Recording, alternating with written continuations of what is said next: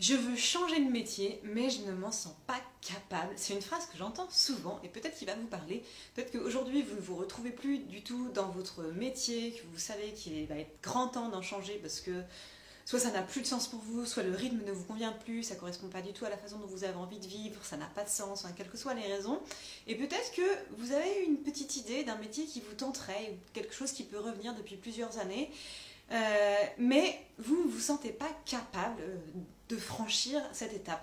Alors, on va parler de ça aujourd'hui. Bonjour à tous, j'espère que vous allez bien. J'entends souvent cette phrase, voilà, je me sens pas capable de faire ce métier, j'ai une idée d'un nouveau métier à faire qui est peut-être même complètement différent de ce que je veux faire, ou même créer une entreprise, mais vraiment je me sens pas capable de faire ça et ça me bloque. Et par rapport à ça, j'ai deux choses à vous dire. La première chose, c'est un petit peu en fait comme si vous disiez... Enfin, comme si d'un coup je vous demandais, bon ok, allez, demain on va monter l'Everest ensemble. Ben non, en fait, pour faire ça, pour se sentir capable de monter l'Everest, il faut toute une phase de préparation. C'est comme peut-être que ça va parler plus que l'Everest si vous faites de la course à pied, si vous avez l'habitude de faire des courses de 20 km ou un marathon. Bah, vous savez très bien que pour arriver au jour J où vous allez faire votre 20 km ou 20 marathon, quelle que soit la longueur d'ailleurs, quelle que soit n'importe quelle compétition sportive, vous êtes préparé. Et donc, il faut vraiment avoir en tête que si vous avez envie de changer de métier, ce changement de métier ne va pas se faire du jour au lendemain. Il va se faire étape par étape et vous allez avoir tout un processus à suivre où déjà vous allez vérifier que vous avez bien, enfin déjà que c'est vraiment bien ce métier-là qui est fait pour vous, vous avez envie de le faire tel il existe. Par exemple, si je pense à quelqu'un qui a envie qui a envie de faire prof de yoga, qui a envie d'ouvrir un studio de yoga.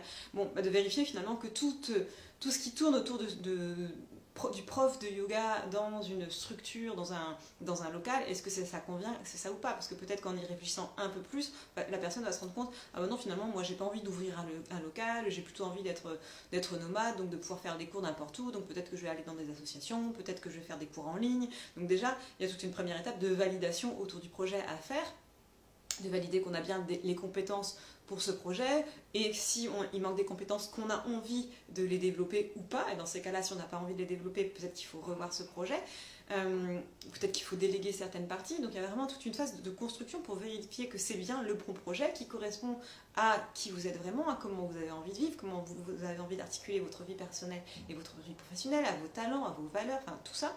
Et puis ensuite, ça va se construire petit à petit. Il va y avoir une phase de réflexion sur déjà en termes de calendrier, à quelle échéance vous avez envie de mettre ça en place, est-ce qu'il va y avoir des besoins de financement à lever, donc comment ils vont se faire, est-ce que c'est par de l'épargne, est-ce que c'est par des crowdfunding, est-ce que c'est par des emprunts bancaires, enfin, c'est vraiment toutes ces choses qui doivent se préparer et c'est exactement, en fait changer les métiers c'est exactement comme, je vais reprendre l'analogie avec une compétition sportive, ça se prépare et il y a des étapes, c'est comme un plan d'entraînement à faire.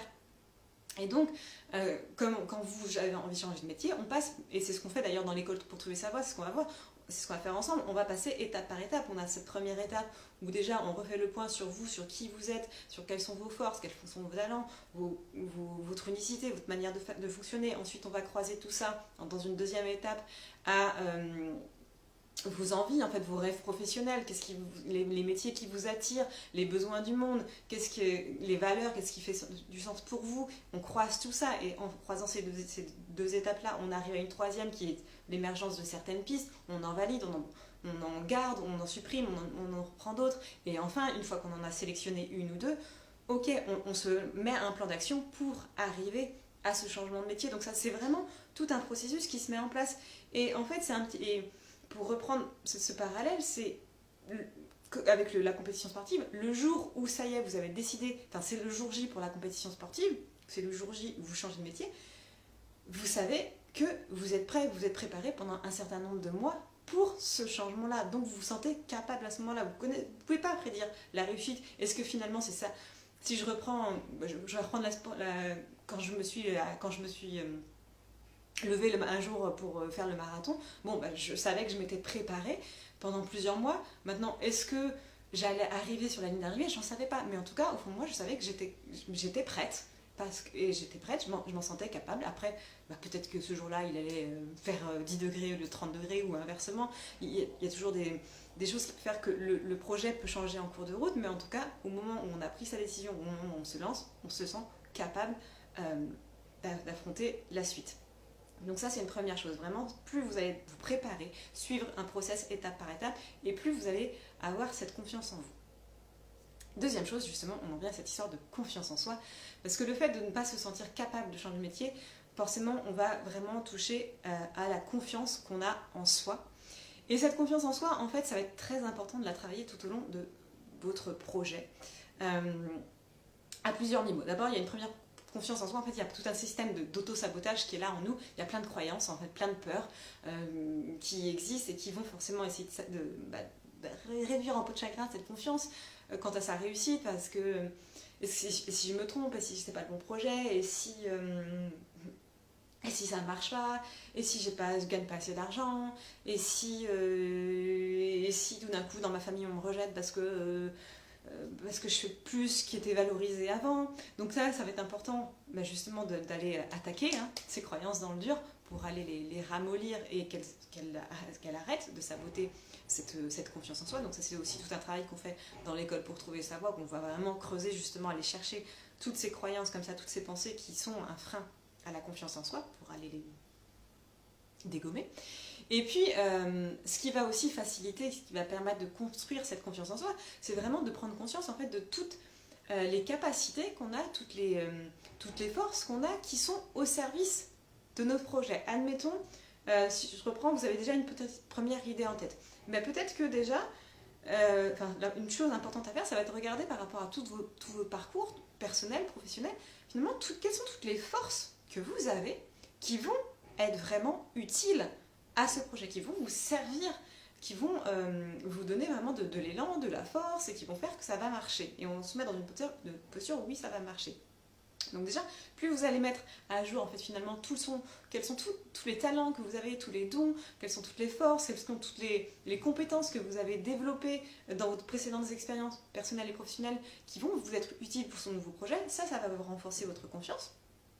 Et puis, ce que vous allez voir aussi, c'est peut-être qu'il y a d'autres compétences que vous n'avez pas encore, et vous allez voir ce que je vous disais tout à l'heure, c'est ces compétences-là, est-ce que j'ai envie de les développer ou pas ? Et si on n'a pas envie de les développer, soit on délègue, soit on se dit ok, c'est peut-être pas dans ce sens-là qu'il faut que dans cette direction que j'aille, mais peut-être dans une autre, et je remodule. Et vraiment, à partir du moment où vous êtes très clair sur qui vous êtes, comment vous travaillez, comment vous fonctionnez, où est-ce que vous êtes bon, où est-ce que vous êtes moins bon, et on va vraiment toujours se focaliser sur où est-ce que vous êtes bon, et petit à petit, c'est comme ça que vous allez construire ce projet professionnel, peut-être qu'il va changer par rapport à ce que vous aviez au départ, ou peut-être si vous n'aviez aucune idée au départ, c'est ce qui va vous permettre de créer une nouvelle idée. Et la confiance, elle va se créer comme ça, parce que vous allez prendre conscience que oui, de toute façon, vous avez toutes les forces, toutes les qualités pour faire ça, pour faire ce métier-là, et qu'il y a des compétences que peut-être que vous n'avez pas, mais que vous avez envie de développer, donc ça, vous allez avoir envie de vous lancer là-dedans, et tout ça, ça va gonfler votre confiance, et c'est comme ça que petit à petit, vous allez vous sentir en fait capable de changer de métier. Donc vraiment, si je vous résume ces deux critères pour vous sentir capable de changer de métier, déjà prendre conscience que ce changement il se fait pas du jour au lendemain et que comme n'importe quel changement en fait ça se prépare, et donc ça va être très important de suivre des étapes, de suivre un parcours pour vous sentir prêt le jour J où vous allez vraiment vous lancer dans ce nouveau métier. Et la deuxième partie, c'est de vraiment être très au clair, d'aller ressortir en fait quelles sont toutes vos compétences, quels sont vos dons, quels sont vos talents qui vont vous servir à ce changement de métier. Et c'est comme ça que vous allez avoir cette foi en vous dans ce changement. Donc tout ça, bien sûr, c'est ce qu'on va faire dans l'école pour trouver sa voie. Donc s'il y a des personnes que ça intéresse, on va démarrer le 17 janvier, première promotion. Donc qui dit première promotion dit élèves chouchoutés, parce que vous allez être les élèves pilotes.